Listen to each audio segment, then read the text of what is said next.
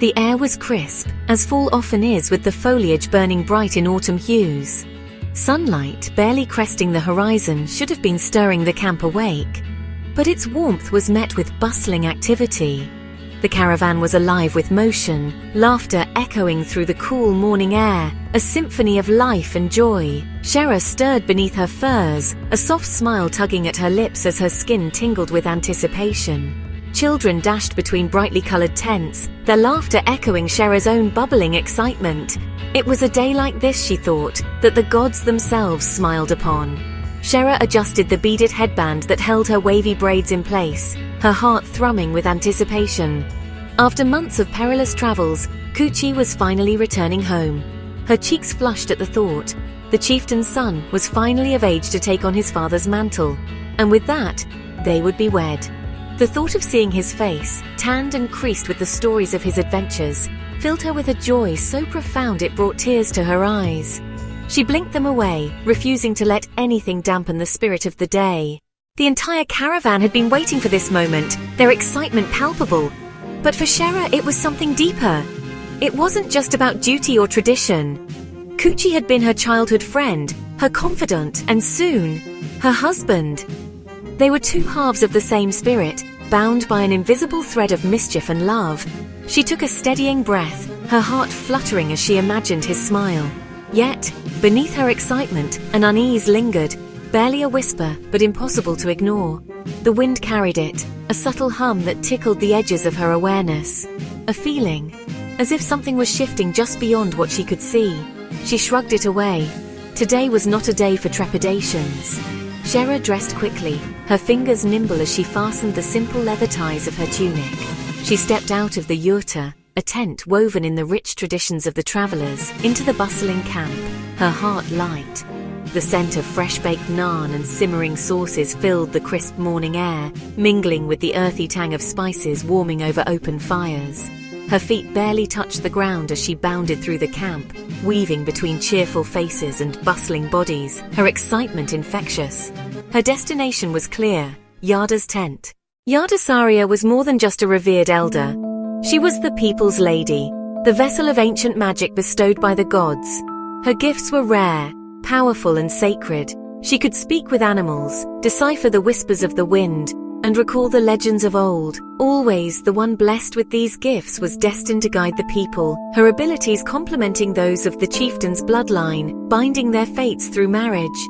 But fate had taken a different path with Yada. A cruel disease had robbed her of the ability to bear children, forcing the chieftain to take another for a wife. Yet Yada held no bitterness. She had welcomed the union and treated Kuchi, the son born of that bond, as her own. And then, there was Shera. Shera's arrival had been nothing short of divine intervention. On a solitary sabbatical, deep in the heart of the old forest where few dared venture, near the jagged peaks of the serrated mountains, Yada had found her. A lone infant swaddled in cloth, resting peacefully by a clear stream. Shera had been a gift from the gods, and Yada had known it the moment she laid eyes on her. She brought the child home and raised her as her own.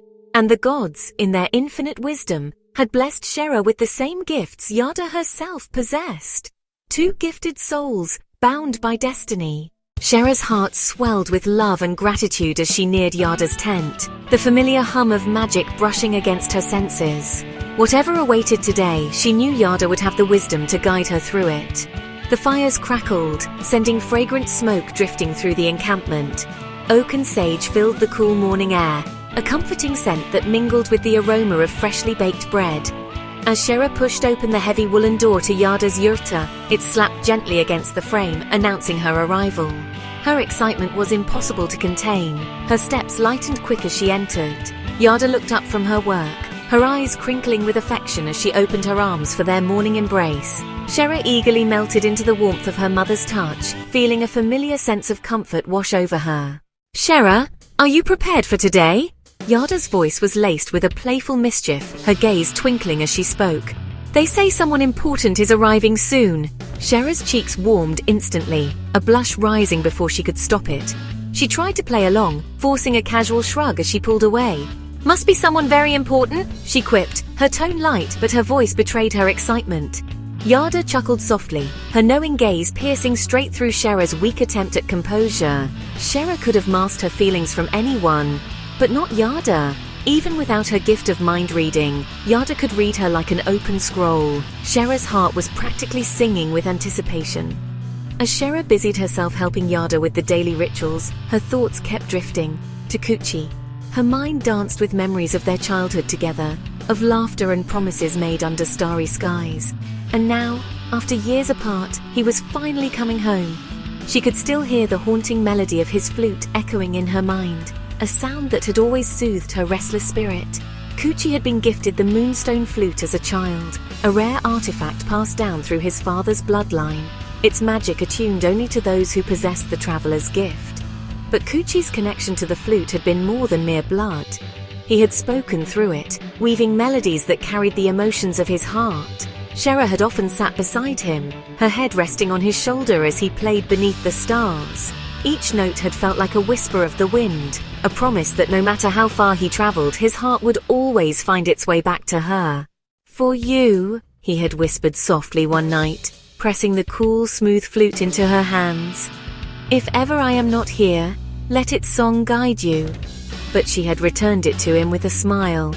"Play it for me yourself when you come home." And now, he was coming home. This made her smile, but a sudden thought pulled her back to the present. As Shera restocked the herbs near Yada's work table, she noticed something was missing: moon mushrooms. Her brow furrowed. The mystical herb was essential for the passing of the Mantle ceremony.